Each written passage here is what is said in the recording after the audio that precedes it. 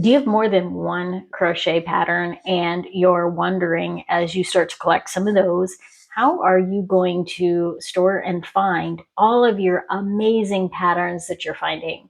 Well, that's what we're going to talk about today on this episode of Off the Hook Crochet with Nicole. And if you like this kind of content, invite the like button over to dust your current yarn stash and subscribe so that you have something to work on for that upcoming temperature blanket that we know you're going to start pretty darn soon.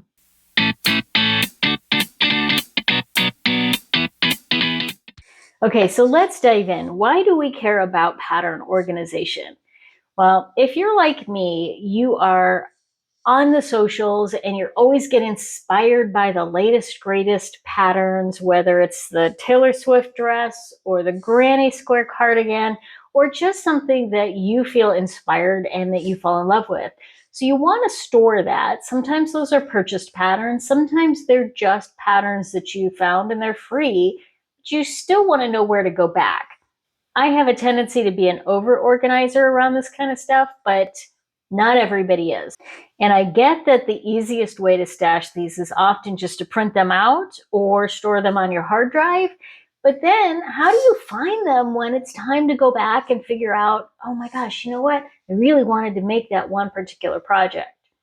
So there are some solutions. You can, of course, do a paper or a printed version. I can't find my file. I pulled out A through G. Or you can store your files digitally. Now, if you're going with the old-fashioned, I want to print those out, you could use binders, you could use manila file folders, you can use all kinds of different things like that. And that's not really the focus of what I'm going to be talking about today, because I try and avoid those things. So instead, we're going to be talking about a few different digital options, including my favorite and the one that I use, which is called Notion. Now, this is not an affiliate program. I don't make any money off of Notion whatsoever. It just happens to be the program that I've discovered that I really love to use for this purpose. Now, how I started out storing my patterns, let me show you that, is really using a website that you may actually already be familiar with, and that is called Ravelry. Ravelry is a website that is geared towards knitters and crocheters. It's a little bit community, but it's also pattern library and yarn library. I did talk about Ravelry in my last video around yarn storage, so now let's talk a little bit about it for patterns. And this is actually where I first started learning to look for patterns, because Ravelry has thousands and thousands and thousands of patterns. And it's really convenient because you can either kind of go in here and say what's hot right now and just search for some of the popular patterns based on whether you crochet or knit, or if you happen to be looking for something specific, you can also do pattern searches and say, let's say, like a recent one that I was looking for was slouchy hats. And, well, I just put in slouchy there, so I want to put in hat. And I wanted it to be using a certain weight yarn. So I could actually scroll down here and I could say I want the ones that are fingering or sport weight. So then it gives me a whole bunch of different options. I could, of course, narrow these down like quite a bit, but even with just slouchy and those two, I still have 96 different options to choose from. So that's quite a bit. Now, if I find one that I really like, let's say this one is really kind of hitting all the boxes for me and I really like that particular pattern, the easiest thing in the world that you can do is just click on Save in Favorites.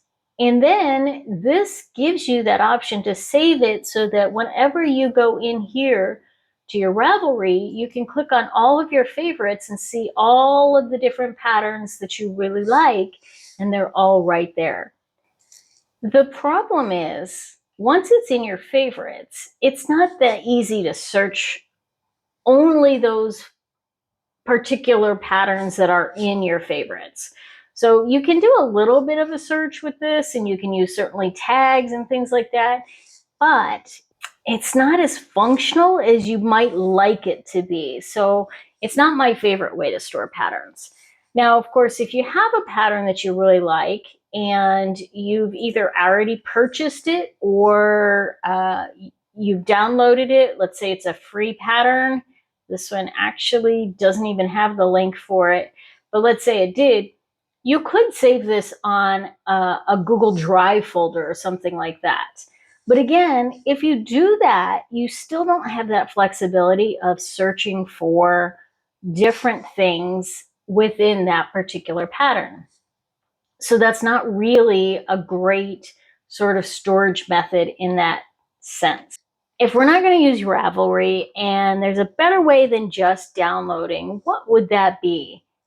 Well, you certainly could use an Excel spreadsheet or a Google Drive sheet or something like that, and then add in all of those details. But they don't offer a visual option. So what I use is a program called Notion. And the reason I use Notion is because it's a whole lot more flexible than anything else that I've sort of discovered so far. And there's a secret. It's a secret That I want to share with you that makes Notion bang for buck, because Notion is free. But there's a secret to using Notion that is a game changer for me, that changes the whole thing. I'm convinced that this is the right tool to store patterns in. So let's dive in a little bit, and I'll share a little bit more about how I use Notion for my pattern storage. So you can see I have here Crochet Library. I'm not going to go into how to set everything up in Notion. There's actually some great videos on that are much more streamlined than what I would do. And that's not exactly the focus of this particular video, but I'll make sure to link that video, the one that I'm referring to, down below. But I have this Crochet Library, and this basically keeps everything for me. You can see over here, I've got my resources, I've got my stash, I have some notes on what particular yarns I want to try. I have over here currently, because I've just done some shopping, I don't have anything in the to buy category, but if I did, I'd be like, okay, here's a pattern I want to work on, here's the yarn I need, so let me put that in the to buy section. But then I have it broken down into various sort of views. One of the great things about Notion is that it lets you break it down into different views. So if you're the kind of person that likes that spreadsheet, you certainly can create.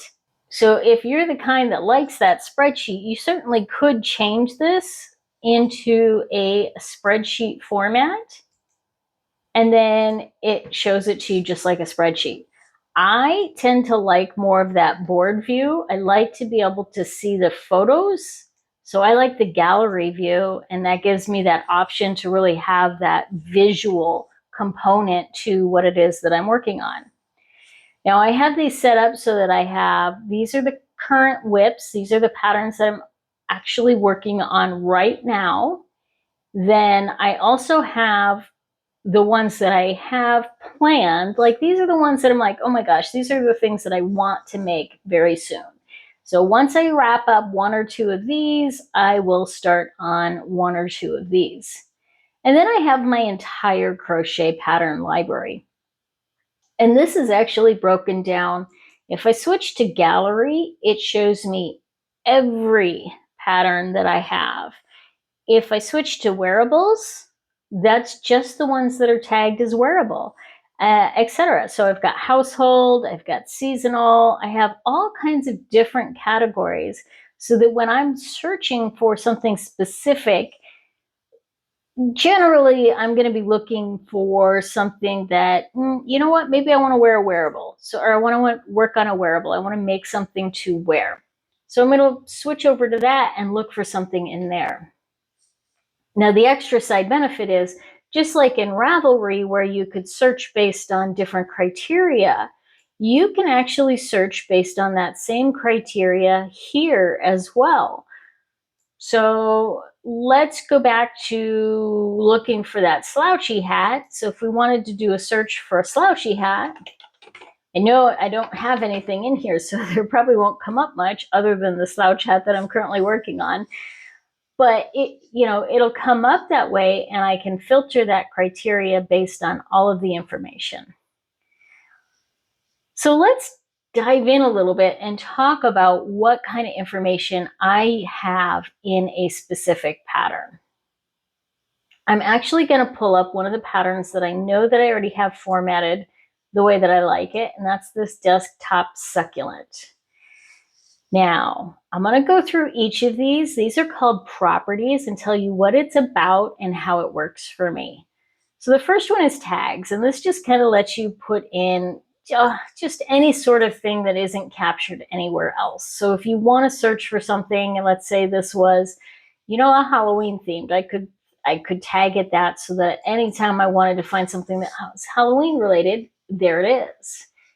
Category is a little bit broader, and it's how I divvy up those different boards. So I've got wearables, plushies, toys, and Ami, hats and accessories, seasonal, household and decor, and resources.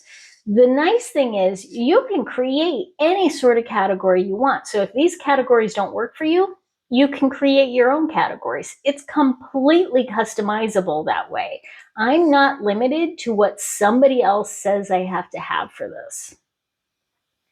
The PDF is if I actually have that PDF saved in a folder somewhere on Google Drive or wherever it happens to be, I can link to it right there. I can mark whether or not I own this pattern or if it was free. I can add in what the pattern cost was if I paid for it. I can add in the pattern link, which is hugely important because if I want to share that with somebody else, I want to know quickly where to get it. I also include the Ravelry link, and part of the reason that I like including the Ravelry link is because I like to come out and inspect and browse what other people are doing, how other people's version of this project turned out, or sometimes I might be able to say, you know what, I'm getting really stuck on this. Let me see if anybody else has kind of come and worked on it and solved that problem. So I love to include the Ravelry link, even if I'm not using the Ravelry site for recording this information. And then I have the status, whether it's a work in progress, something that I am thinking about but I haven't made, something that is hibernating, all those good things. And then if there's a video for it, I like to include the video link, how many yards of yarn I need for this particular project, and what the weight is. And I use those things to find what yarn I'm going to use, or if I have a yarn, I'll be like, you know what, I want a pattern that is under 250 yards that uses worsted weight. And I can find something by searching my catalog for those because I've already logged those type of things. If there's a yarn that I'm thinking about, I can add it here. If this is a project that uses, usually less than 50 yards, or it uses more than that, but you can use a lot of scraps, then I might tag that as a scrap buster. I can add what the difficulty is. This one, for example, is pretty much a beginner. I'm actually working on it now. Now, if I get through it and I'm like, oh my gosh, don't ever make that one again, that was horrible, I can mark it as such. And I can say what kind of yarn I'm using. So this one is, I think, Red Heart. And it connects to my stash. Actually, I might be using it in this one. Yes. So it connects to my stash so that I can then tag and say, this is the particular yarn that I'm using in this case. And I'm not actually seeing it here, which means that I might not actually have that green logged yet, which is okay. But if I did, I could tag it in here under the stash. Yarn is the old way that I was doing it. So now I'm going with stash, and I always forget that, but that's how that works. And then of course, I include a photo of it. because I like to see it. But here's the magic of this system. Here's what I really love about this system. I am dyslexic, and it means that I have a really hard time following patterns without mixing everything up. And one of the things that I have a hard time with is remembering where I am in that project. So I have created a checklist option. I have turned in each of my patterns before I work on them, I turn them into a checklist so that I can then just check off whatever round I've completed and break down the text in whatever way works a little bit better for me. So this particular pattern, the text is not really lengthy, but if I look at certain other patterns, one round has several lines of text in it. And if I'm working on that particular project, I can break those lines down and make them easier for myself to follow in this particular system. I can break down the different sections so that I know, okay, I'm done with the 5 large, so I can close that. Now I'm working on the 5 mediums. And it just makes things a little bit cleaner, a little bit simpler, and way more easy for me to follow as a dyslexic and following these patterns. That to me is a game changer. A game changer, yes. Like, I totally understand and appreciate that these designers want us to use the patterns directly on their website because they make money from the ads that are being delivered. But I can't follow it when I'm looking at a website. So if I copy it and put it into this and reformat it to my specific needs, then I'm much more likely to complete and rave about that pattern than I am if I'm trying to follow it on their website with ads popping up in my face constantly. I also include things like the description, the materials that are used, stitches that are used, all of those things that you would normally see on a pattern, I include here in this system. So everything's there in one place. And then if I am working on something, I can add this and say, using a 4.5 millimeter hook, tension doesn't need to be super tight. Whatever notes that I want to add about using this particular project or doing this particular project so that I have those in the future. This to me is did I say it's a game changer? It's a game changer.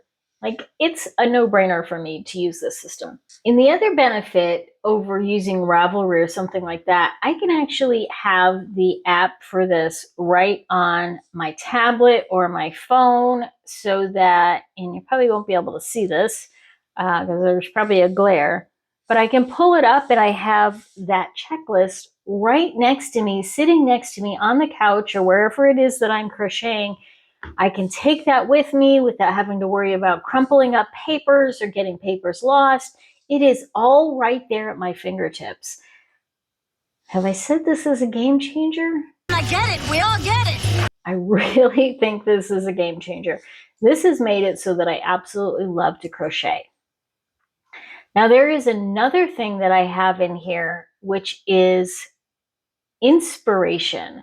This is a new category that I've added, and I add this for a couple of different purposes.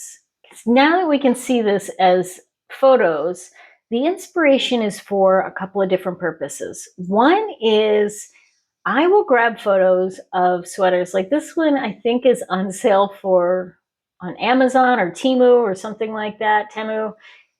And I'm just looking at it like, I like the way this V kind of cross is. I wonder if I could replicate that in a design. Now, I'm not designing patterns yet, but I think that's a really cool concept. And maybe someday I'll design a sweater that does that. Same with this bucket hat. This was from a large name company, and I really like the style of it, but I'm like, I bet you I can make that without spending the big dollars to purchase it. I might also have something like sweater color patterns in here. So if I see a particular sweater that I'm like, oh, I really like the way that they did the blue at the top and then a gray stripe and then, a black stripe and then the navy blue again, whatever it is, if there's a color combination that I really like, I want to save that in here as well. These aren't specifically for patterns. These are just for inspiration. Similar to what maybe a Pinterest board might be, but again, I have a lot more control over this if I do it this way. So there you have it. That is my pattern storage system, how I store and use this on a regular basis because I'm always pulling these up.